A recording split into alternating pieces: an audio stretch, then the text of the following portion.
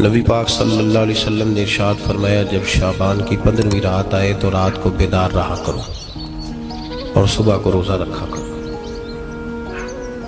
تو جب حضور نے کہہ دیا بیدار رہو تو پھر کسی کو سونا نہیں چاہیے، بیدار رہنا چاہیے۔ اور بیداری کا مطلب یہ نہیں کہ وہ آدمی بس جاگتا رہے، اس کا مطلب یہ ہے کہ وہ اللہ اللہ کرے، درود پاک پڑھے، عبادت کرے، تلاوت کرے، ذکر فکر میں رہے۔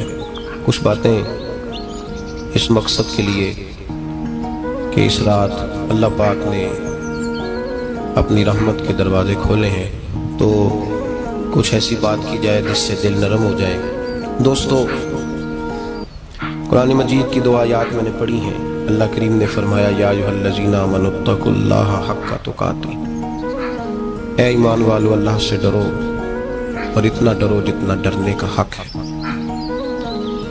ڈرو اللہ پاک سے، اور جس طرح تم کسی سے ڈرتے ہو، ڈرنے کا حق ہوتا ہے، وہ حق ادا کرنے کی کوشش کرو۔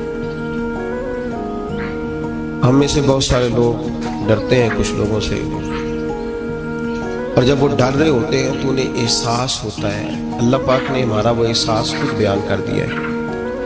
فرمایا، جب تم کسی سے ڈرتے ہو تو تمہیں اس کا احساس ہوتا ہے کہ تم کتنا ڈرتے ہو، تو پھر تم کوشش کرتے ہو کہ تم وہ کام نہ کرو جس سے وہ بگڑ جائے گا، ناراض ہو جائے گا۔ جو لوگ قانون سے ڈرتے ہیں وہ اشارہ نہیں توڑتے، کچھ بھی ہو جائے اشارہ نہیں توڑتے۔ انہیں پتہ ہے کہ یہاں اشارہ توڑیں گے تو الجھ جائیں گے، اور جہاں انہیں فکر نہ ہو کہ کوئی پوچھنے والا نہیں، وہاں ہم نے دیکھا ہے کہ لوگ اشارہ توڑ دیتے ہیں۔ اللہ تبارک و تعالیٰ نے موقع دیا، میں حرمین شریفین حاضر ہوا تو وہاں ایک روڈ دائری روڈ کہلاتا ہے۔ اس روڈ سے پیدل چلنے والے نہیں گزر سکتے۔ وہ کہتے ہیں جی اس روڈ سے پیدل والا نہ گزرے، ان کے لیے علیحدہ جگہ ہے۔ قانون یہ ہے کہ اگر کوئی پیدل آدمی وہاں سے گزرے اور اس کا ایکسیڈنٹ ہو جائے تو وہ حکومت یہ کہتی ہے کہ یہ کیوں یہاں سے گزرا تھا، لہٰذا کوئی مقدمہ نہیں ہو سکتا۔ وہاں ہم نے دیکھا ہے کہ لوگ اس سڑک پہ پیر بھی نہیں رکھتے، کہتے ہیں مر گئے تو بنے گا کچھ نہیں۔ یہاں بھی بہت سارے ایسے معاملات ہوتے ہیں کہ جہاں انسان محسوس کرتا ہے کہ یہ بڑا میرے لیے نقصان ہو جائے گا، تو وہ ڈرتا ہے۔ ایک چھوٹی سی بات ہے کہ رات کو کوئی آدمی اپنا دروازہ کھلا رکھ کے نہیں سوتا، حالانکہ کوئی عرض نہیں، کبھی کھلا رہ بھی جاتا ہے، اور اگر کبھی رہ جائے تو جس کی ذمہ داری بند کرنے کی ہو اس کے ساتھ پھر جو رویہ ہوتا ہے گھر والوں کا، یہ خوف ہے ہمارا اندر کا، تو بڑی شدت کے ساتھ ہم اس شخص کو سخت سست کہتے ہیں، ڈانٹتے ہیں، کہتے تو نے خیال ہی نہیں کیا، جمع پوری لٹ جاتی تو یہ خوف ہے، یہ ہمارا اندر کا یہ خوف ہے۔ آپ بازار میں جائیں تو درجنوں لوگوں نے گن مین بٹھائے ہوئے ہیں، ان کا دل نہیں کرتا کہ اضافی تنخواہ دی جائے، کیا مطلب ہے ایک آدمی کو اضافی پیسے دینے کا، لیکن وہاں آدمی بٹھایا جاتا ہے، اس کو تنخواہ دی جاتی ہے، اس کی روٹی کا بندوبست کیا جاتا ہے، اس کے سارے ضروریات زندگی کا خیال رکھا جاتا ہے، اور پس منظر یہ ہوتا ہے کہ ڈر لگتا ہے اگر یہ شخص نہ ہوا تو ہمارے چوری ہو جائے گی۔ اللہ فرماتے ہیں کہ تو جہاں سے ڈرتا ہے تجھے پتا ہے، تو اس طرح کر کہ مجھ سے بھی اتنا ڈر جتنا ڈرنے کا حق ہے۔ یہ جھوٹ موٹ کا ڈراوا نہ پیدا کر کے اوہ اللہ معاف کرے جی، اچھا جناب ڈرتے ہیں آپ اللہ تعالیٰ سے، آپ نے تو کانوں کو ہاتھ لگائے، تو پھر آپ کیا کر رہے ہیں؟ اللہ معاف کرے جی میں تو بات نہیں کرتا، بس 2-4 آدمیوں کی پگڑی اچھالوں گا، اس سے زیادہ نہیں۔ ڈر لگتا ہے جی بات کرتے ہوئے، 15-20 آدمی بس میرے قابو آئے، یہ کس قسم کا ڈر؟ ڈرنے کا حکم دیا، اور میرے رسول کریم سید عالم صلی اللہ تعالیٰ علیہ وآلہ وسلم نے ارشاد فرمایا کہ تو رب کریم سے دنیا میں ڈر جا جس طرح ڈرنے کا حق ہے۔ جب قیامت کا دن آئے گا تو اللہ تجھے ڈرائے گا نہیں بلکہ اپنی رحمت کی چھاؤں میں جنت میں داخل کر دے گا۔ یہاں ڈر، ایک جگہ تو اللہ نے فرمایا ڈرو، اور کچھ جگہوں پہ فرمایا کہ جو میرے علم والے بندے ہیں نا، جن کو میں نے علم دیا ہے، عالم ہیں، ان کے بارے میں فرمایا کہ ان کے دلوں میں میری خشیت ہے۔ انما یخشی اللہ من عبادہ العلماء، اللہ کے بندوں میں سے جو علم والے ہیں وہ اللہ کی خشیت رکھتے ہیں۔ قرآن نے ایک جگہ کہا ڈرو، خوف کا لفظ بھی استعمال کیا، وَلِمَنْ خَافَ مَقَامَ رَبِّهِ جَنَّتَانِ، خوف بھی ہے اور خشیت بھی ہے۔ ان دونوں کا معنی ایک ہی ہے، ڈرنا، خوف کا معنی بھی اور خشیت کا معنی بھی۔ ڈرنا. جب آپ علماء لغت کو پڑھیں گے، عربی ادب کو جاننے والے لوگوں کا مطالعہ کریں گے، تو انہوں نے یہی لکھا ہے کہ ان دونوں کا معنی ڈرنا ہے. میری طرف دیکھیے، توجہ کریں، کچھ سمجھانے لگا ہوں، اس نقطے کو ضرور سمجھیے گا. خشیت کا معنی بھی ڈرنا ہے، خوف کا معنی بھی. لیکن جب صوفیاء کے پاس جائیں نا، صوفیاء جو قرآن و سنت کی روح کی تفسیر کرنے والے ہیں، تو وہ کہتے ہیں نہیں، خشیت اور خوف میں فرق ہے. خوف اور ہوتا ہے، خشیت صوفیاء اس کی تفسیر اور کرتے ہیں. وہ کہتے ہیں خوف بھی ہوتا ہے اور خشیت بھی ہوتی ہے، الگ الگ چیزیں ہیں، ایک نہیں. بڑی خوبصورت بات ہے، اگر آپ سمجھ گئے تو آپ کو فائدہ دے گی. صوفیاء یہ کہتے ہیں کہ بھائی خوف ہوتا ہے اپنے گناہوں کا، کہ میں نے یہ گناہ کیے ہیں، اگر اللہ نے مجھ سے پوچھا تو مجھے بڑا خوف آتا ہے، مار پڑے گی، یہ خوف ہے. پھر سمجھ لیں، ایک آدمی نے حرام کا مال اکٹھا کیا ہے زندگی میں، معاذ اللہ اس نے بڑے پاپ کیے، گناہ کیے، شراب پی، بدکاری کی، معاذ اللہ تعالیٰ ثم معاذ اللہ. اب اسے ڈر لگ رہا ہے کہ اللہ تبارک و تعالیٰ نے پوچھا تو میں کیا جواب دوں گا. یہ خوف ہے.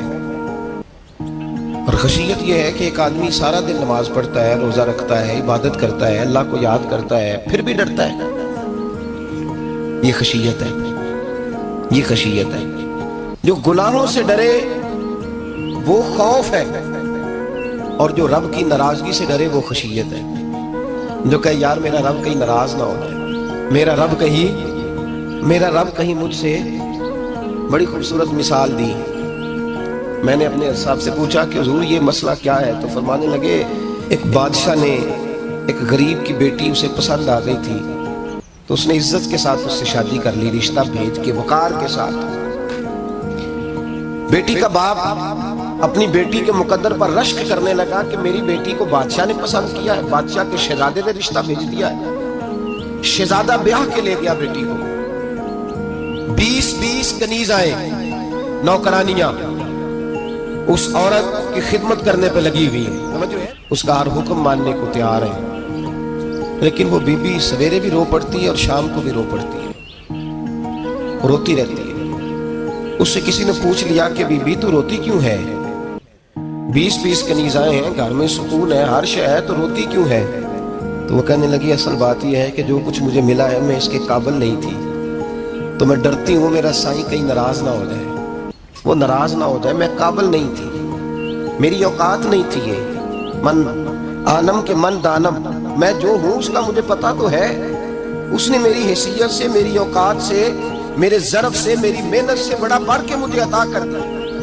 میری چونکہ اوقات سے زیادہ دے دیا تو میں ڈرتی ہوں وہ ناراض نہ ہو جائے، کہیں میری یہ کھیل، یہ جو میں نے گھونسلہ بنایا ہے، یہ کہیں میرا ٹوٹ نہ جائے. میرے بھائی، میرے رسول کریم سید عالم صلی اللہ علیہ وسلم کے امت کے اولیاء، صلحاء، صوفیاء، اتقیاء، صحابہ، اہل بیت، یہ لوگ جب روتے تھے تو یہ کوئی اس لیے نہیں روتے تھے کہ یہ آج دوپہر کو چینی میں ملاوٹ کر کے آئے ہیں تو اس لیے رو رہے ہیں رات. اس لیے نہیں روتے تھے کہ آج انہوں نے جو شکر بیچی ہے اس شکر کے اندر بورا ملایا ہوا تھا. اس لیے نہیں رو رہے کہ آج 10، 15، 20 لاکھ رشوت کا مال بینک میں جمع کر، اس لیے تھوڑی روتے تھے. یہ تو اس لیے روتے تھے کہ اللہ تو نے بڑا کچھ عطا کیا ہے، کہیں ہم سے ناراض نہ ہو جائے. یہ تو اس کی خشیت میں رو رہے تھے. حضرت داؤد طائی رحمت اللہ تعالی علیہ، حضرت امام جعفر صادق جو نبی پاک صلی اللہ علیہ وسلم کے نواسے، جناب داؤد طائی کی ملاقات ہوئی تو امام جعفر صادق حضور کے نواسے عرض کرنے لگے داؤد طائی یار میری بخشش کی دعا کرنا، رب مجھے معاف کر دے. تو حضرت داؤد طائی رحمت اللہ علیہ فرمان لگے امام صاحب آپ حضور کے نواسے ہیں، میں نے دعا کرنی ہے کہ آپ نے میرے لیے کرنی ہے. تو حضرت امام جعفر صادق رو پڑے، کہنے لگے یار تو نہیں کرنی ہے، اور اسی لیے تو تجھ سے دعا کرا رہا ہوں کہ کہیں ایسا نہ ہو نانا مصطفیٰ کی بارگاہ میں جاؤں تو وہ مجھے کہیں کہ میں کس طرح کا تھا تو کس طرح کا بن کے آیا ہے. یہی تو دعا کرا لیں کہ میرے لیے دعا کر.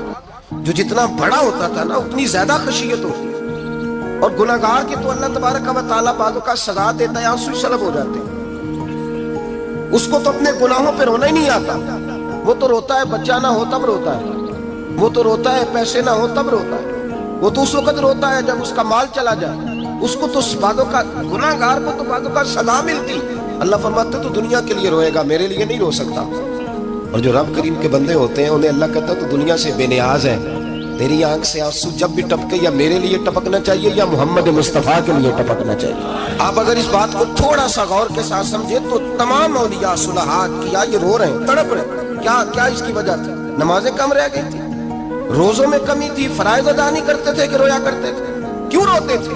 حضرت سیدنا عمر فاروق رضی اللہ تعالیٰ عنہ کے بارے میں صحابہ کہتے ہیں جناب عمر فاروق جب نماز پڑھاتے اتنا رویا کرتے تھے کہ 7ویں صف تک ان کے رونے کی آواز جایا کرتی. 7ویں صف تک ان کے رونے کی آواز جاتی. ہم لوگ بن کے بیٹھ گئے ہیں، ہم یہ سمجھتے نہیں کہ ہماری حیثیت کیا تھی اور رب کریم نے ہمیں نوازا کیا ہے. آپ پڑھیے کتابیں، میرے رسول پاک صلی اللہ علیہ وسلم فرماتے ہیں میرا عمر جس گلی سے گزرے شیطان رستہ بدل جاتا ہے. نبی پاک فرماتے ہیں میرا عمر جب تک دنیا میں رہے گا دوزخ کو تالا لگا رہے گا. صاحب اسد الغابہ نے لکھا ہے نبی پاک صلی اللہ علیہ وسلم نے حضرت جبریل امین کو بلایا، فرمایا چل میرے عمر کی شان بیان کر. تو حضرت جبریل امین علیہ السلام عرض کرنے لگے یا رسول اللہ صلی اللہ علیہ وسلم 950 سال اگر اللہ مجھے عمر دے، 950 سال رب عمر دے اور پھر بھی میں عمر فاروق کے فضائل بیان کروں تو میں نہیں کر سکتا. عمر کی شان میں نہیں بیان کر سکتا، 950 سال بھی اگر میری عمر ہو. نبی پاک نے فرمایا پھر میرے ابو بکر کے بارے میں عرض کی یا رسول اللہ ابو بکر کی تو بات اس سے بہت آگے کی ہے نا. وہ نبی پاک کتنی عظمت بیان کر رہے ہیں، کس قدر زیادہ رسول کریم صلی اللہ تعالیٰ علیہ وآلہ وسلم ان کی عظمت بیان کرتے ہیں. حضرت عمر کیا کہتے ہیں، وہ لوگوں کو بتاتے پھرتے ہیں کہ تم نے دیکھا ہے نا میری کتنی عظمت ہے. وہ یہ نہیں کہتے، حضور فرماتے ہیں عمر کی بڑی شان بڑی شان بڑی شان.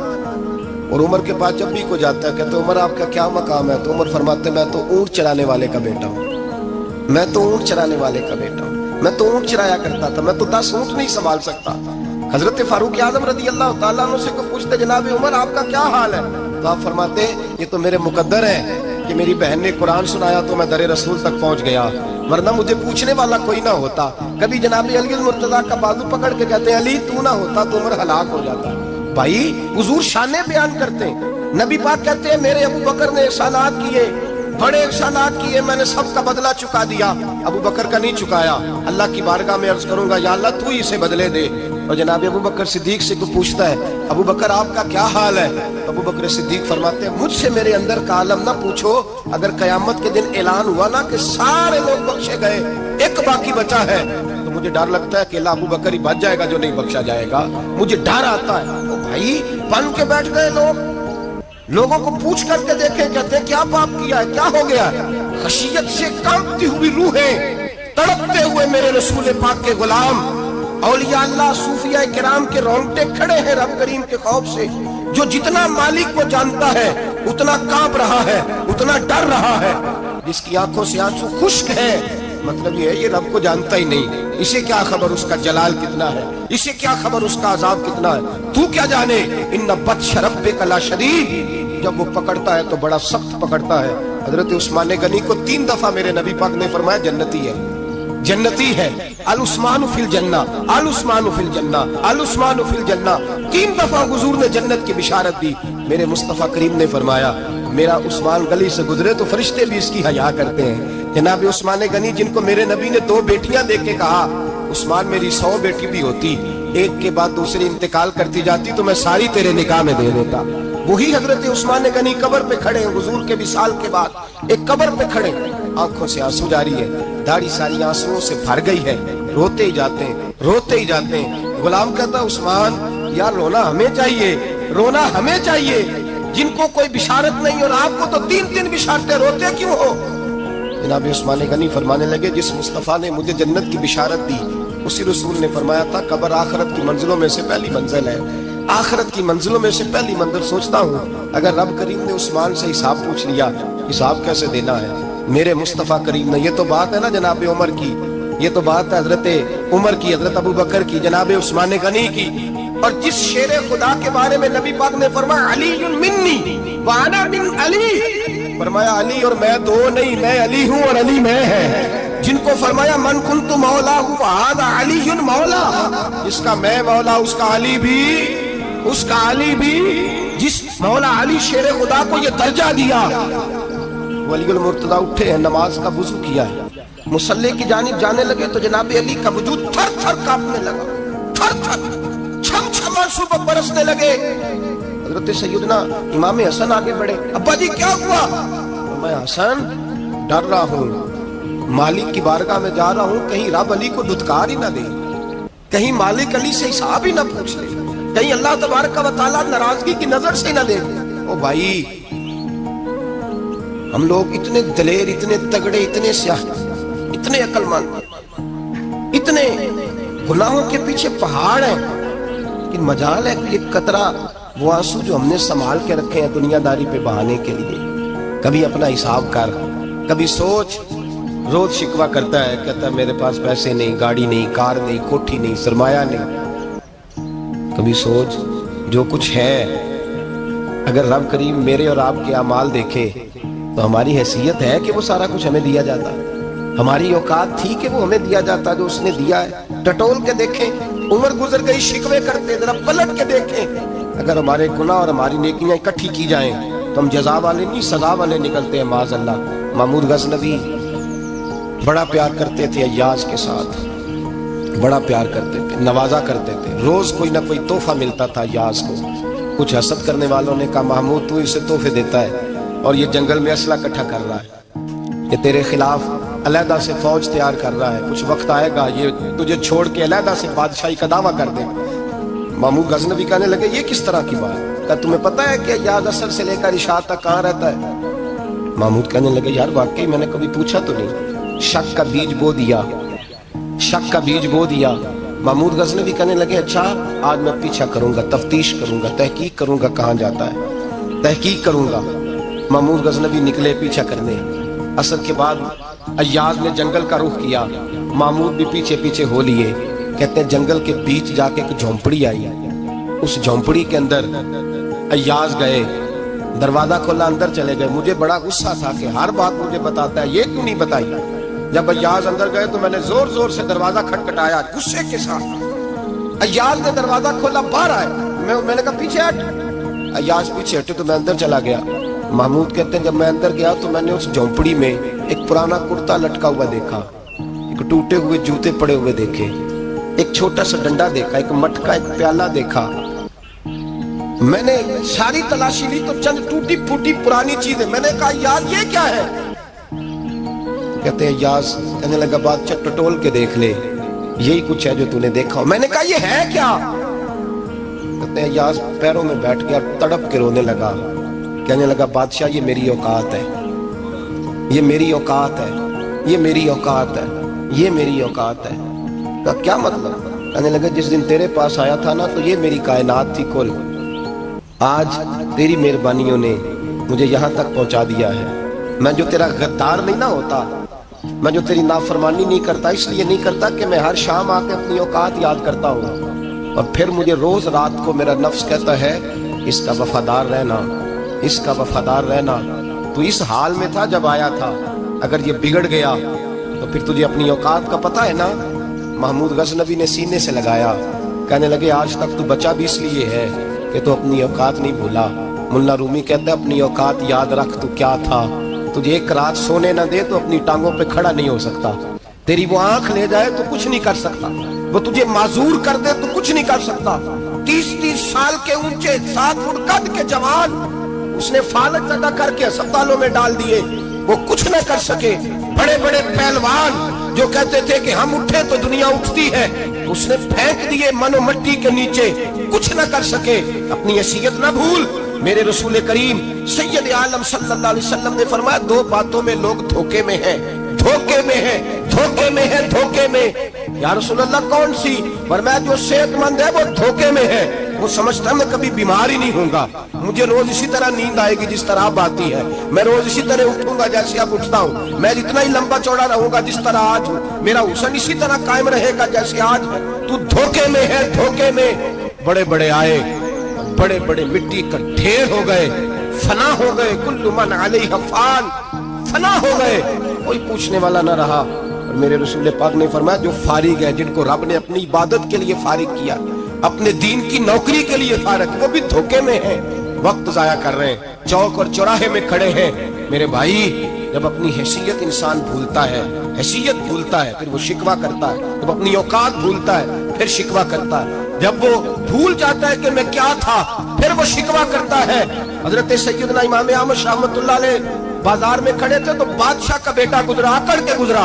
आपने बाजू पकड़ के खींचा और मैं जा जाके अपनी माँ से पूछ और अपने बाप से पूछ तेरी औकात क्या है। अकड़ के चलता है, जा पूछ उनसे तेरी हैसियत क्या है।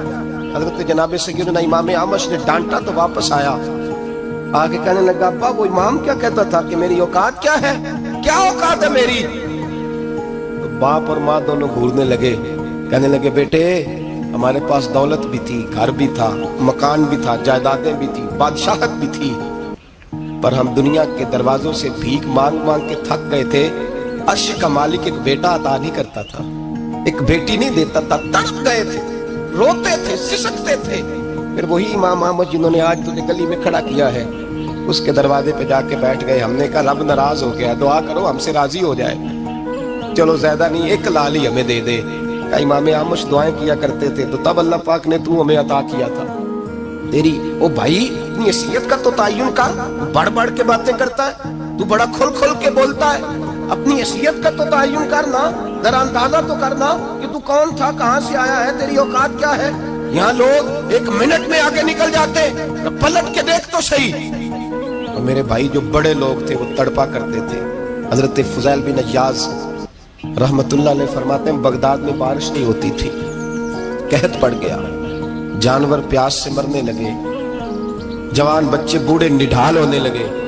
फरमाते हैं मैं भी निकला, सुफियान सूरी भी निकले और भी कई सूफिया मैदान में निकले, दुआएं मांगी पर बारिश नहीं होती थी। फरमाते हैं कि झोंपड़ी से एक सफेद बालों वाला और गंदमी रंग वाला एक बूढ़ा गुलाम निकला जो किसी का मुलाजिम था, बाहर आया झोंपड़ी से।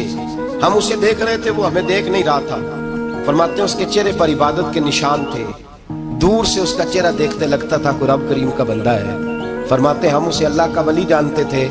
उसने दुआ मांगी कि तो लफ्ज पता क्या है दुआ के, हाथ उठा के कहने लगा मौला मुझे पता है ये जो बारिश नहीं ना हो रही है मेरी वजह से नहीं हो रही, मेरे गुनाहों की बड़ी लंबी फहरिस्त है, बड़ी लंबी लाइन है। कहने लगा अल्लाह मेरी अकेले की वजह से सारे बगदाद को सजा तो ना दे। रब करीम जवान भूखे, बच्चे भूखे, माएं तरस गई, बच्चे तरस गए, जानवर पानी के कतरे, अल्लाह गुनाह तो मेरे अकेले के हैं और इन सबको सजा क्यों देता है। ना मेरी सजा सबको तो ना दे, मेरी सजा सिर्फ मुझे दे, इनको ना दे। कहते अभी उसके हाथ उठे हुए थे, दुआ बोल रहा था, रब करीम ने फौरन बारिश अता फरमा दी। फरमाते खुल के बारिश बरसी। मैंने लोगों से पूछा पता करो किसका गुलाम है, का फला आदमी का। हजरत फुज़ैल बिन अय्याज़ कहते हैं मैं शाम को घर चला गया, उसके आका से बात की, खरीद लिया। मैं जब उसको खरीद के लाया, गली में जा रहे थे तो मुझे खड़ा करके कहने लगा फुज़ैल मैं निकम्मा सा आदमी हूँ, बाल भी सफ़ेद है, मुझसे तो ज़्यादा काम ही नहीं होता, क्यों तूने पैसे खर्च किए, मैं इस काबिल ही नहीं था, क्यों खरीदा। तो हज़रत फुज़ैल इब्न अय्याज़ कहते हैं मैंने उसको कहा कल जो तूने दुआ मांगी थी तू नहीं देख रहा था, हम देख रहे थे, तू तो मकबूल है रब करीम की बारगाह का, तुझे इसलिए खरीद के लाया हूँ, तू मकबूल है। कहते हैं ये लफ्ज़ सुने तो ठहर गए वो, कहने लगे अच्छा आका मुझे 5 मिनट का वक्त मिलेगा। मैंने कहा हाँ हाँ जरूर मिलेगा। कहते उन्होंने वही नमाज की नियत बांध ली, 2 रकते पढ़ी और 2 रकते पढ़ के हाथ उठाए, कहने लगे मौला तेरा और मेरा राज था, तूने राज क्यों खोला। अल्लाह मस्तुरना बिसित्री कल जमील, या अल्लाह तेरे पास प्यारे प्यारे पर्दे हैं, एक पर्दा मुझे अता कर दे, मुझे अपना रख, मुझे लोगों के सामने मेरे पर्दे ना खोल। आप फरमाते हैं ये कह के वो जमीन पे बैठे कलमाए शहादत पढ़ा, उनकी रूह परवाज कर गई। मेरे भाई जो ज्यादा परहेजगार थे तो बड़े रब करीम के बंदे थे, उनके तो आंसू खुश्क नहीं होते, वो तो तड़पा करते, सुबह शामें उनकी रूह के गुजरते थे और रब करीम की नाराजगी से डरते थे। वो कहते थे मालिक कहीं नाराज ना हो जाए, कहीं बिगड़ ना जाए। मेरे रसूल करीम सल्लल्लाहु अलैहि वसल्लम के सहाबी कहते हैं एक जंग से खुशखबरी आई तो जो खुशखबरी लाने वाले थे वो हजरत उमर फारूक रदी अल्लाह ताला अन्हु के पास पहुंचे खुशखबरी देने। हजरत उमर रदी अल्लाह ताला अन्हु खड़े थे, सहाबी ने आके कहा उमर मुबारक हो। जनाब उमर कुछ लोगों से गुफ्तगू कर रहे थे, बातचीत जारी थी, कहा मुबारक हो फतह हो गई। हजरत उमर कहने लगे ठहर तो जा, اس سے تو بات کر لینے دے جس سے کر رہا ہوں. جب کہنا ٹھہر تو جا. وہ جو پیچھے کھڑے تھے وہ شرمندہ ہو گئے. اتنی سی بات ہے نا. چودھری تو بندہ بنتا ہی تب ہے جب 5-10 کی ایک دن کے اندر بےزتی کر لے. بڑا لکھا تو بنتا ہی تب ہے جو 10-15 کو جاہل کہہ لے. تو بڑا تو بنتا ہی تب ہے جو 5-6 کو نیچا دکھا لے. یہ ہماری ڈگریوں کا تو مزاج ہی بڑا مختلف ہے. ہم تو اعزاز والے ہوتے ہی تب ہیں جب کچھ چھوٹا ہوگا تو ہم بڑے ہوں گے نا. ہم تو چاہتے ہیں ہمیں کچھ چھوٹا ملے, کسی کو چھوٹا کر کے اس کے قد پہ سوار ہو کے بڑا ہونا چاہتے ہیں. اتنی سی بات تھی کہ ٹھہر جانا یار, پہلے اس کی تو سن لینے دے. وہ شرمندہ ہو گئے صاحب. جب وہ شرمندہ ہوئے تو سیدنا فاروق اعظم دوڑے گئے. صحابہ کہتے ہیں گارا تھا, کیچڑ تھا, اس گارے میں سر رکھا, سجدہ کرنے لگے. اٹھے, کہنے لگے مولا اپنی عمر سے ناراض نہ ہو جانا. یہ کل تک اونٹ چرایا کرتا تھا, آج تیری مخلوق کو شرمندہ کرنے لگ گیا ہے. یہ اپنی حیثیت ہی بھول گیا, اسے خبر ہی نہیں کہ یہ کیا تھا. یہ آج تیری مخلوق کو شرمندہ کرتا ہے. اللہ اپنی عمر سے ناراض نہ ہو جانا. وہ شخص کہتے ہیں پیچھے آ کے کھڑا رو رہا ہوں. میں نے کہا عمر کیا کر رہے ہو؟ فرمایا نہیں یار, میں نے تجھے شرمندہ کیا ہے. یہ میں بھول گیا تھا کہ میں کیا ہوں. بھائی اپنی حیثیت کا تعین کریں. آؤ آج اپنی حیثیت کا تعین کریں. دیکھیں ہم کہاں تھے, کہاں بیٹھے. پلٹ کے دیکھیں کیا تھے, ہم کیا ہیں. راتیں کہاں گزرتی ہیں, صبح کہاں بیتتی ہیں. ایک لمحے کے لیے پلٹ کر اپنے ظلم, زیادتیاں, جھوٹ, غیبتیں, بے حیائیاں, اپنی زندگی کے امور کا اگر ہم یک نظر جائزہ لیں, پیچھے پلٹ کے دیکھیں تو حضرت جناب سیدنا غوث اعظم جیلانی رضی اللہ تعالیٰ عنہ فرمایا کرتے تھے اگر لوگ اپنے گناہ یاد کریں تو وہ پریشان ہو جائیں کہ ہمیں پانی کا قطرہ کیوں مل رہا ہے. وہ اگر اپنی غلطیاں یاد کریں تو انہیں احساس ہو کہ ان کا سانس کیسے چل رہا ہے. بھائی اگلی بات سنو گے تو اور حیران ہو جاؤ گے. حضرت غوث اعظم رضی اللہ تعالیٰ عنہ فرمایا کرتے کہ اب خیال آتا ہے, اب سوچ آتی ہے کہ رب کریم نے کتنی ڈھیل دی ہوئی ہے. ہم ہیں کہ سمجھتے ہیں یہ میری عقل مندی کا کمال ہے کہ مجھے سارا کچھ نافرمانی کے باوجود بھی مل رہا ہے. بھائی خشیت الہی پیدا کریں. جتنا بندہ بڑا ہوتا تھا اس کے دل میں خوف بھی اللہ کا وہ جانتا تھا. حضرت امام اعظم ابو حنیفہ بیٹھے تھے تو ایک بی بی فتویٰ پوچھنے آئی. بی بی روز خاوند سے مطالبہ تو کرتی ہے, فلاں چیز چاہیے, فلاں چیز چاہیے. اللہ کرے وہ یہ مطالبہ کرنے لگ جائے کوئی شے نہیں چاہیے, جو چاہیے حلال کا چاہیے. آمین تو کہہ دیں. اللہ کرے بی بی یہ مطالبہ کرنے لگ جائے سوکھی روکھی چاہیے پر چاہیے مجھے جائز دینا, بے شک ایک وقت دینا. اللہ کرے یہ مطالبہ ہونے لگ جائے. شب برات کی بڑی مقدس رات ہے, اللہ کرے اس رات یہ مطالبہ ہونے لگ جائے. ایک بی بی آئی خاتون, چرخہ کاٹتی ہے, سوت بناتی ہے. حضرت امام صاحب سے مسئلہ پوچھنے آئے. کیا مسئلہ پوچھا اس نے؟ کہنے لگی حضرت جی میں نا رات کو اپنی چھت پہ بیٹھ کے چرخہ کاٹتی ہوں, سوت بناتی ہوں. 14ویں رات کا چاند جب چڑھا ہوتا ہے تو اس کی روشنی میں چرخہ کاٹتی ہوں. کئی دفعہ نا بادشاہ کا لشکر میری گلی سے گزرتا ہے, بڑے بڑے لالٹین انہوں نے پکڑے ہوتے ہیں, بڑے بڑے روشن دان, بڑی بڑی ان کے اندر روشنی ہوتی ہے. حضرت جی کئی دفعہ نا وہ جب گزرتے ہیں تو ان کی روشنی میں بھی میں کچھ سوت بنا لیتی ہوں. مسئلہ یہ پوچھنا تھا کہ اس روشنی میں جو سوت بناتی ہوں اس کی کمائی میرے لیے جائز ہے کہ ناجائز ہے؟ اس کی روشنی میں حضرت امام اعظم نے اللہ اکبر کا اور چھم چھم آنسو گرنے لگے. حضرت امام صاحب نے اپنا گریبان پکڑا اور کھینچا, قمیض پھٹ گئی. کہنے لگے بی بی مسئلہ چھوڑ, تو پہلے بتا تو ہے کون, کہاں سے آئی ہے, کون ہے, بتا. وہ کہنے لگی میں حضرت بشر حافی کی ہمشیرہ ہوں. میں حضرت بشر حافی, وہ جو درویش ننگے پیر نہیں پھرتا رہتا بغداد کی گلیوں میں, میں سوزیم بھائی کی بہن ہوں, بشر حافی کی ہمشیرہ ہوں. حضرت امام اعظم فرمانے لگے کوئی اور بی بی آتی تو اس کے لیے جائز تھا, کیونکہ وہ جان بوجھ کے تو کسی کی روشنی نہیں استعمال کرتی, خود آتی ہے. کوئی اور آتی تو جائز تھا, تیرا مقام بڑا ہے, تیرے لیے جائز نہیں. لیے جائز نہیں تو اپنی حیثیت کا تعین کر, یہ تیرے لیے درست نہیں. بھائی بڑا تو تب ہوگا جب تیری احتیاط بڑی ہو جائے گی, بڑا تب ہوگا جب تیرا تقوی بڑا ہو جائے گا, بڑا تو تب ہوگا جب تو حلال حرام کے معاملے میں باریک باریک چیز کا خیال رکھے گا. اور اگر تو کوئی خیر ہے دیکھی جائے گی, ساری دنیا کر رہی ہے, ساری زمانہ کر رہا ہے, فلاں بھی کر رہا ہے, وہ خدا کے بندے یہ کس طرح کا معاملہ ہے, یہ کس طرح کی جمہوریت ہے؟ اپنے آپ کو سمجھائیں میرے عزیز, خشیت والی زندگی پیدا کریں, تقوی والی زندگی پیدا کریں. ہم لوگ ایسا وقت گزار رہے ہیں، اور یہ یاد رکھنا ہمیشہ انسان دنیا میں آتے ہیں، اس شہر کے بہت سارے لوگ ہو گزرے، علماء، مشائخ، صوفیاء، تاجر، زمیندار، آپ کسی بھی شعبے میں ٹٹولیں گے تو آپ کو کئی نام ملیں گے۔ اس شہر محبت کے ڈھیروں لوگ ہو گزرے، اور یہ کہانی ہر شہر کی ہے۔ آج میں اور آپ یہاں بستے ہیں، کچھ وقت کے بعد ہم داستان ہوں گے۔ امام شافعی رحمۃ اللہ علیہ فرماتے ہیں، میں ایک شہر سے گزر رہا تھا تو میرے پیر کو ٹھوکر لگی، میں نے زمین کھودی تو ایک کھوپڑی نکلی تو اس کے اوپر تاج بھی تھا۔ میں نے شہر کے لوگوں سے پوچھا یہ کیا ہے، تو کہنے لگے یہ بادشاہوں کا قبرستان ہے، اس میں غریب دفن تو نہیں ہو سکتا تھا، دفن تو بادشاہوں کا خاندان ہے، لیکن افسوس کی بات یہ ہے کہ یہاں مٹی ڈالنے کوئی نہیں آتا۔ اب یہ سیدھی سڑک بن گیا۔ بھائی کبھی پلٹ کے دیکھ، ہزاروں لوگ آئے، اس روڈ سے کروڑوں لوگ گزرے اور منزل کو چلے گئے، لوگوں نے یاد نہیں رکھا۔ آپ اپنے حصے کا عمل کرنے آئے، ٹھیکیدار نہیں ہے کوئی اپنی اولاد کا، بال بچے کا، بہن بھائی کا۔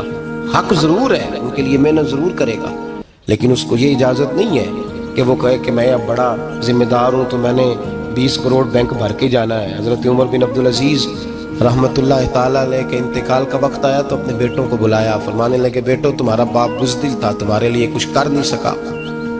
کہا ابا جی کیا ہوا؟ فرمانے لگے بیٹے میں بزدل تھا، جہنم سے ڈر گیا، تمہارے لیے کوئی بینک بیلنس اکٹھا نہیں کر سکا۔ میں تھوڑا دلیر ہوتا، دوزخ سے نہ ڈرتا تو تجوریاں بھر کے جاتا۔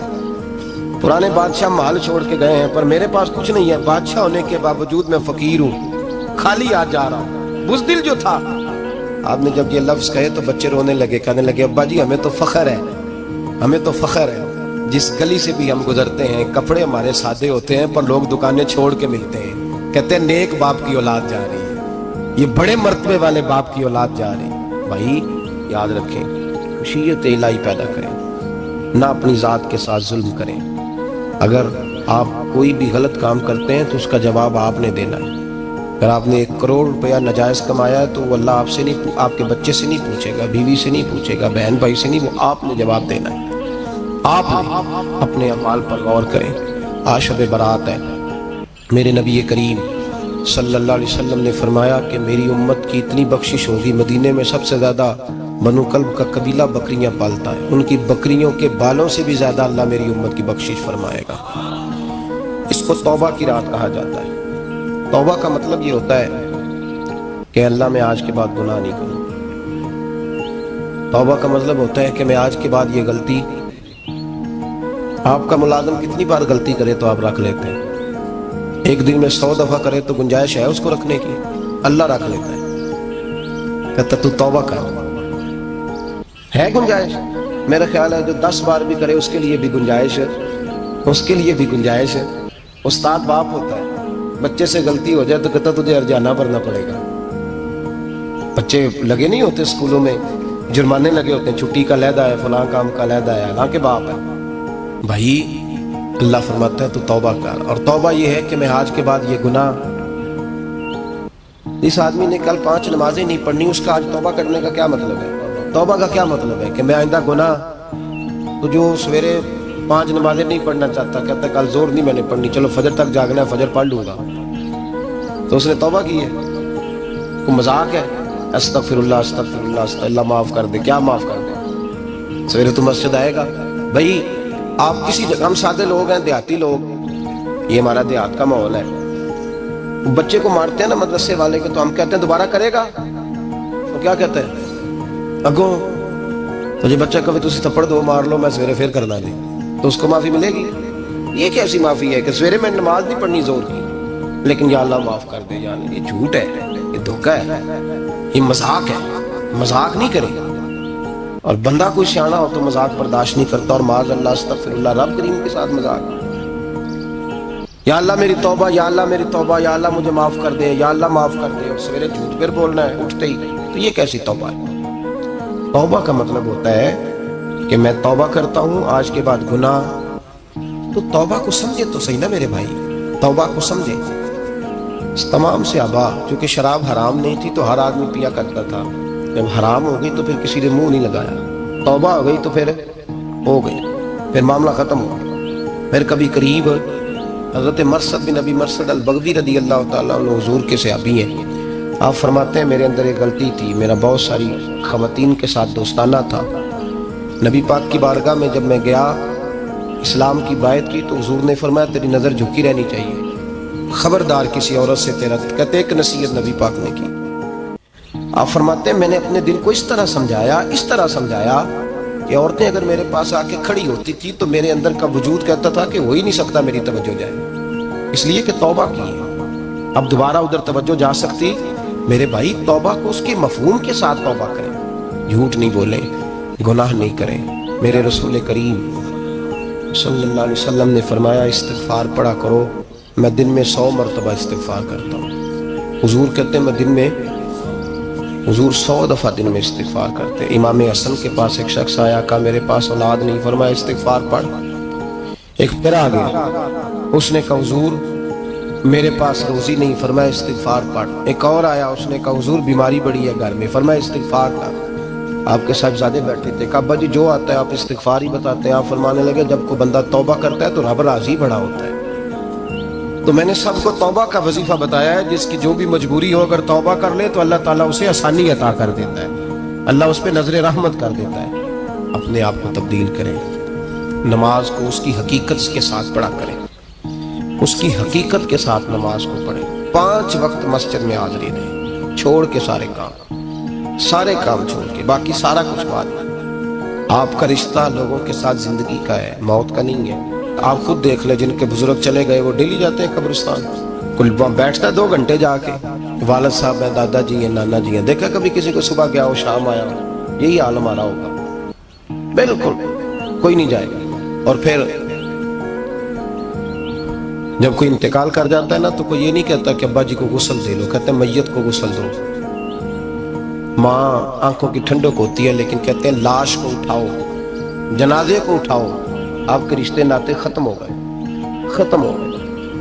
اگر آپ ناراض نہ ہو تو مجھے جنازے پڑھانے کا موقع ملتا ہے، 1-2 بات عرض کرتا ہوں، اس کے بعد ذکر کرتے ہیں انشاءاللہ، دعا ہوگی۔ جنازوں پہ جانے کا اتفاق ہوتا ہے تو میں جنازے سے محسوس کرتا ہوں بہت ساری چیزوں کو۔ میں دیکھتا ہوں کہ جنازہ ہونے کے باوجود لوگ یہ سمجھتے ہیں کہ یہ ہونا تھا کام، یہ ہو گیا، اور وہاں کیفیت یہ ہوتی ہے کہ صرف یہی جنازہ ہے، اسی نے فوت ہونا تھا، ہم تو بچے ہوئے ہیں۔ قرآن پاک سے محبت کرنا، قرآن پاک پڑھنے والوں سے پیار کرنا، قرآن کے مدارس کو آباد کرنا، یہ بڑا مشکل ہوتا جا رہا ہے۔ ہم ایک مدرسہ چلاتے ہیں، ہم محسوس کرتے ہیں کہ یہ بڑا کٹھن معاملہ ہے، بڑا کٹھن۔ ایک تو تنقید کی نظر بھی سب سے زیادہ اداروں کی طرف ہوتی ہے، اور سب سے کم تعاون بھی اداروں کے ساتھ ہوتا ہے۔ مجبوری کے ساتھ ادارے وقت گزارتے ہیں۔ اپنا رجحان مدارس کی جانب کریں اور دین سیکھنے کی طرف رجحان کریں۔ قرآن مجید صحیح پڑھنا سیکھیں، قرآن مجید صحیح سمجھنا سیکھیں۔ اور پھر میرے بھائی جو آیات آپ کو ضروری ہیں، نماز جنازہ ہے، وضو ہے، غسل ہے، آپ کے روزمرہ کے معاملات ہیں، وہ کسی اچھی کاری سے، اہل سنت کے کسی شخص سے ان کی درستگی کرائیں، اپنے معاملات پہ غور کریں، یہ ان کوتاہیوں سے باہر آئیں، قرآن پاک سے محبت کریں اور دین داروں کے ساتھ جڑیں۔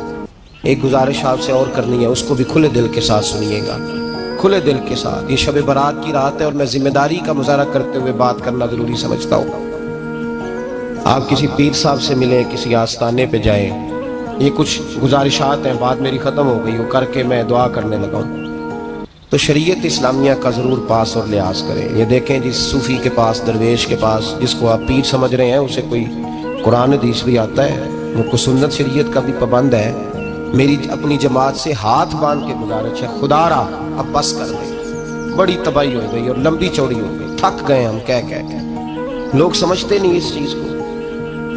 اعلیٰ حضرت فاضل بریلوی نے لکھا ہے، ادھر دیکھیں، اعلیٰ حضرت نے لکھا ہے کندھوں تک بال رکھنا جائز ہے، کندھوں تک، کندھوں سے نیچے رکھنا حرام ہے۔ کیسے اس شخص کو لوگ پیر مان لیتے ہیں جس نے داڑھی سنت سے چھوٹی رکھی ہوئی ہے، بال بڑے رکھے ہوئے ہیں؟ یہ ملنگ صاحب، ان تماشوں سے باہر آ جائیں، اللہ تبارک و تعالیٰ کی بارگاہ کی طرف رجوع کریں۔ ہم دم کے قائل ہیں، درود کے قائل ہیں، میں سارا دن پتہ نہیں 20 تعویذ لکھ کے دیتا ہوں، ہمارے بزرگوں کا طریقہ ہے، یہ چیزیں جائز ہیں، ان کی شریعت میں اصل ہے، دلیل ہے، لیکن کل دین یہ نہیں ہے۔ اپنے آپ کو بچائیں، اور علم کی طرف رجوع کریں، تقوی کی طرف رجوع کریں، ان ظالموں سے، بہروپیوں سے اپنے آپ کو بچائیں۔ اور میں ان لوگوں کو بھی دعوت فکر دیتا ہوں جو ہمیں روز آ کے کہتے ہیں یہ تمہارا پیر تو یہ تمہارا پیر، جب ہم خود کہہ رہے ہیں ہمارا نہیں، تو ہم کسی شرابی کبابی کو اٹھا کے کہہ دیں یہ تمہاری جماعت کا بندہ ہے تو تم رکھ لو گے؟ کہو ہم اگر کہہ دیں تمہاری جماعت یہ درس دیتی ہے تو تم مان لو گے؟ یہ کیا بات ہے؟ اگر کسی جماعت کا کوئی شخص غلط ہے، اور ہم درباروں والے نہیں، ہم تو مسجدوں والے لوگ ہیں۔ دربار تو ایک ضمنی چیز ہے، بن بھی جائے تو ٹھیک ہے، ورنہ تو میرے نبی پاک نے فرمایا ہر مومن کی قبر جنت کا باغ ہوتی ہے، تو اندر دربار ہی بنا ہوا ہے، جنت کھلی ہوئی ہے، اوپر بلڈنگ بننا اتنا ضروری کام ہے؟ مہربانی فرمائیں ایک تو اپنے آپ کو دین کی طرف راغب کریں، رمضان شریف آئے گا اپنی اصلاح کی کوشش کریں، اور جب کسی دینی مجلس میں جائیں تو روح کی دنیا لے کر کے جائیں، کچھ سیکھنے کے ارادے سے جائیں، کچھ درس لینے کے ارادے سے جائیں، جمعے پڑھیں، دروس سنیں تو کچھ لینے کے ارادے سے جائیں، اور دین کی خدمت میں اپنے حصے ڈالنے کی کوشش کریں۔ اس سے صرف چندے کا معاملہ نہیں، اس سے مراد یہ ہے کہ اپنی اولاد کو، اپنے بچے کو، اپنے آپ کو دیندار بنائیں، یہ آپ کا دین میں حصہ ہوگا، یہ آپ کا دین کے ساتھ تعاون ہوگا۔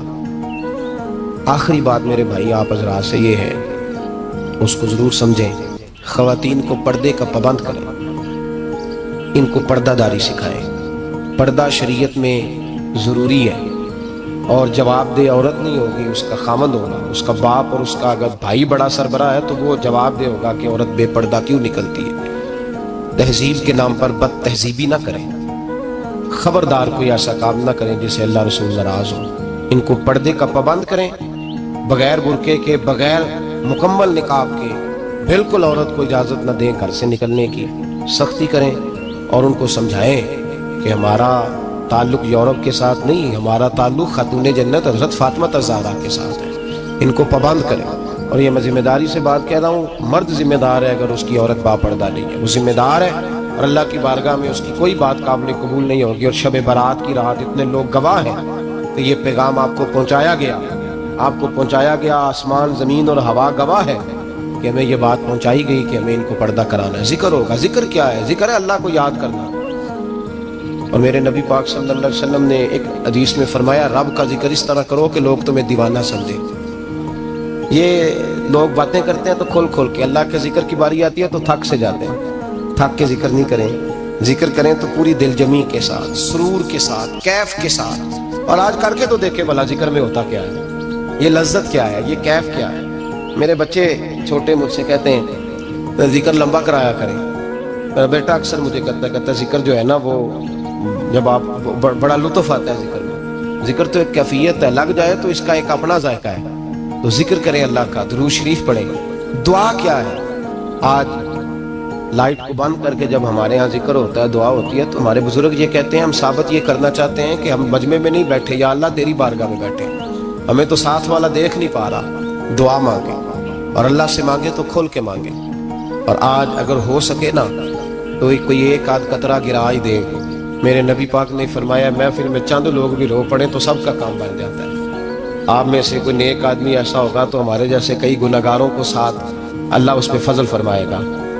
یہاں ذکر کے بعد دعا ہوگی، دعا کے بعد پھر سلام ہوگا، پھر ایک دفعہ آخر میں دعا ہوگی، پھر آپ کو کچھ وقت دیا جائے گا انفرادی طور پہ نفل ادا کرنے کا، 4 6 نفل پڑھ کے نئے سرے سے تازے ہو کے آپ حضرات تشریف لائیں گے، اور پھر انشاءاللہ تعالیٰ یہاں لنگر کا بندوبست ہوگا، آپ حضرات کے لیے معذر جو کچھ ہے آپ کو پیش کیا جائے گا۔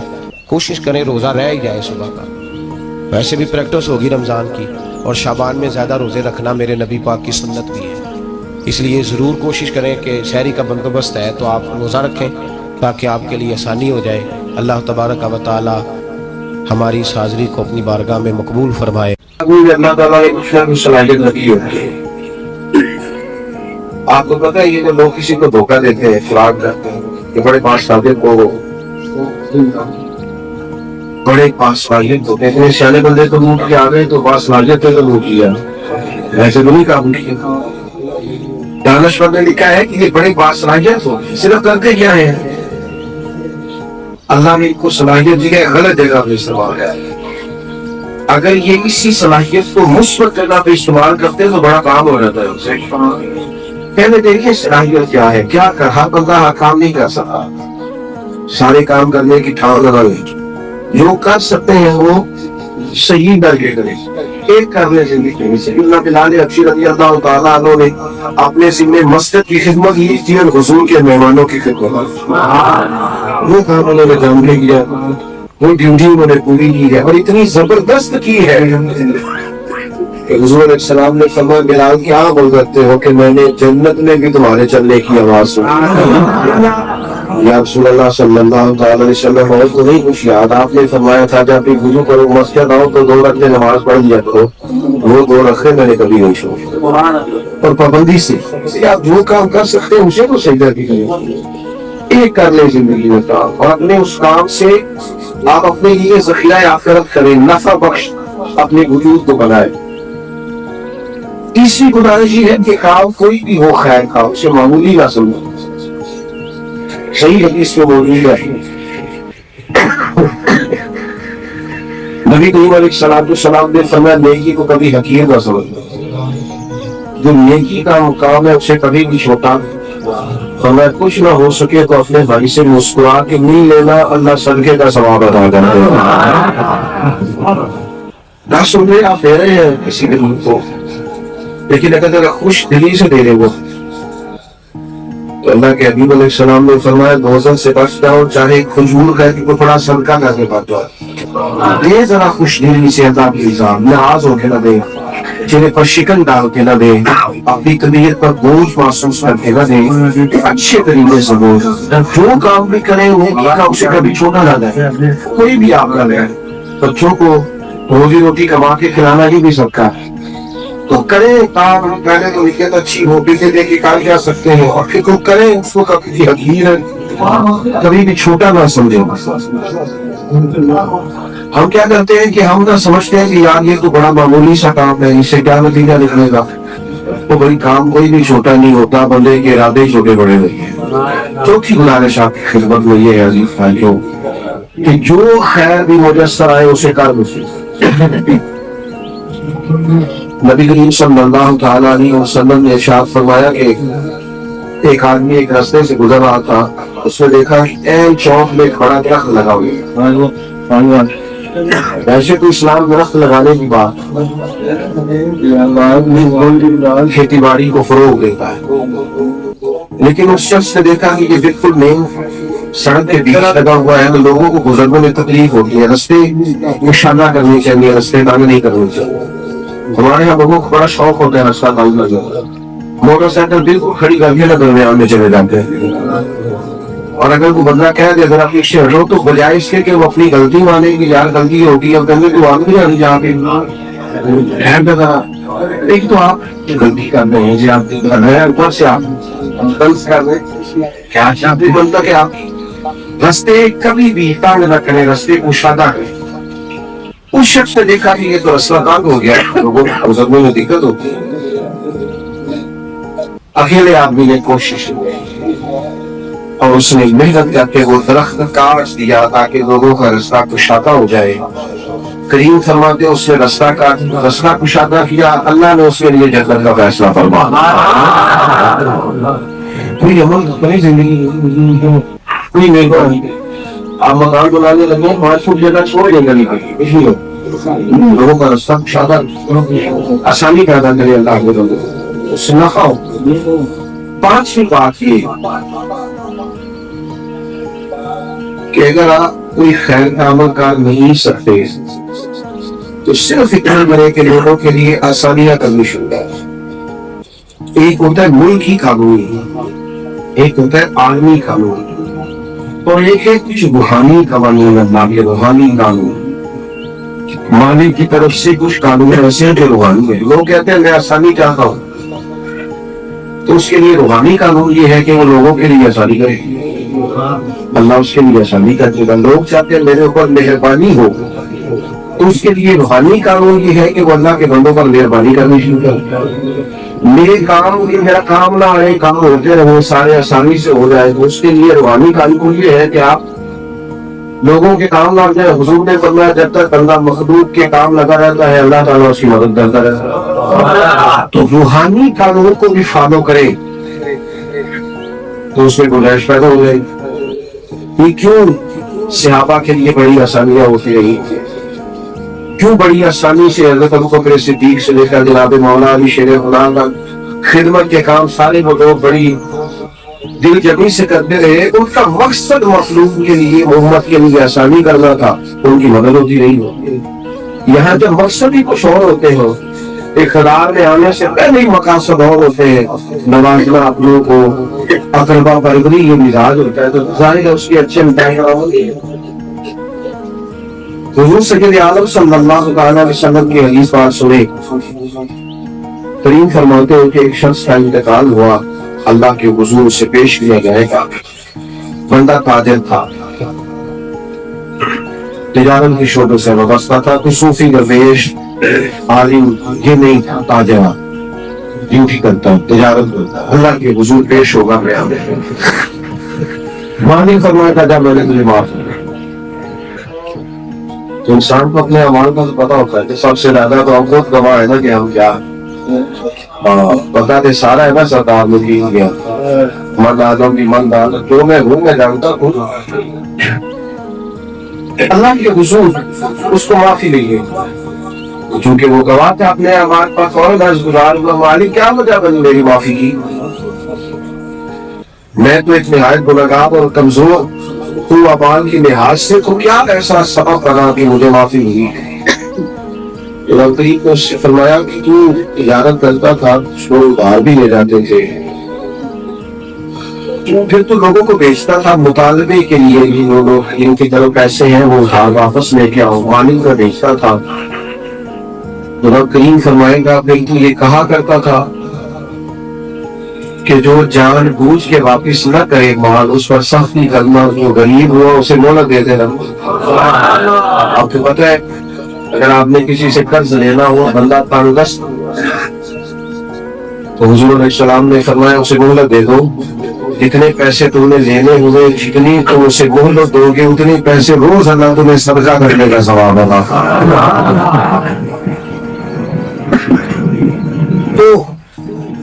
تو لوگوں سے کہتا تھا کہ بھائی تو بندہ جان بوجھ کے نہ دے, اس پر سختی کرنا, لیکن جو تمہیں غریب محسوس ہو, تنگدست محسوس ہو, اس کو ذرا گنجائش دے دینا, آ جائیں گے پیسے, ہمارا کام چلتا ہے. تو یہ کہتا تھا, حدیث پاک میں موجود. تو بندہ کرتا ہے مالک میں کہا کرتا تھا یار ہمارا گزارا ہوتا ہے, تو بندہ ہمارا ہوا غریب ہوا تو تھوڑے دن کی اور مہلت دینا, آ جائیں گے. تو اب قریب اس سے فرمایا تھا تو میرے بندوں کے لیے آسانی کرتا تھا, تو میں تیرے لیے آسانی کرتا تھا. ہم بھی کرتے ہیں سہولت, ہم بھی دیتے ہیں اسے, ایسے لینے ہو نا کسی سے سہولت دیتے ہیں, پر تب جب بندہ سامنے ذرا تگڑا ہو, جس کا بندہ ہو یہ اگر جائے گا اس کو کہتے ہیں پاسی میں کس طرح دینے لگے.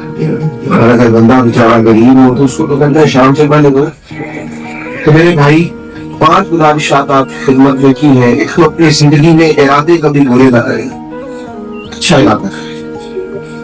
برے ارادے خوفناک انسان کی اخلاقی اور روحانی زندگی کو تباہ کر دیتے. آپ اپنے آپ سے ڈرتے رہتے ہیں,